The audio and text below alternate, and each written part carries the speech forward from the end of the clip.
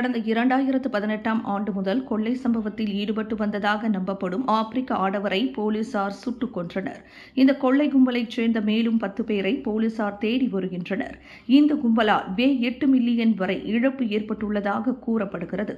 நேற்று இரவு 7 மணியளவில் PJS 9/1 சாலையில் சம்பந்தப்பட்ட ஆப்பிரிக்க நபருக்கும் போலீசுக்கும் இடையில் ஏற்பட்ட துப்பாக்கிச் சூட்டு சம்பவத்தில் அந்த நபர் சுட்டுக் கொல்லப்பட்டார்.